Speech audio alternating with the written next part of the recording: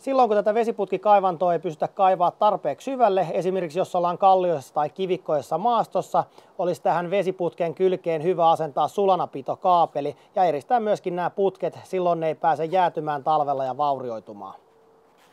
Tämä Devin sulanapitokaapeli on valmistettu itse rajoittavasta lämpökaapelista ja tätähän voidaan käyttää esimerkiksi vesiputkien ja sadevesijärjestelmien sulanapitoon sekä saattolämmitykseen estämään jäätymistä, kun putkiston lämpötila laskee lähelle nollaa.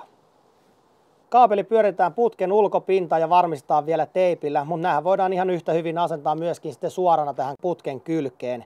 Ja nämä on varusteltuna 2 metrin kumikaapelilla, jossa on pistotulpat, eli näiden kytkemiseen ei erikseen sähkömiestä tarvitse. Nämä kaapelit voidaan myöskin asentaa putken sisään, silloin siihen vesiputkeen on asennettava paineläpivienti.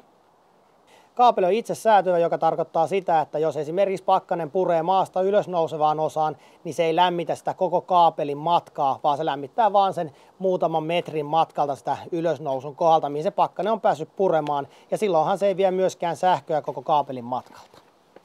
Lopuksi näiden putkien ympärille kannattaa asentaa myöskin tämmöinen putkieriste ja se kannattaa myöskin teipata tiiviisti siihen kiinni. Sen jälkeen kun nämä eristeet on asennettu, niin voidaan tiputtaa nämä putket tuonne kaivannon pohjalle ja sen jälkeen vaan maata päälle.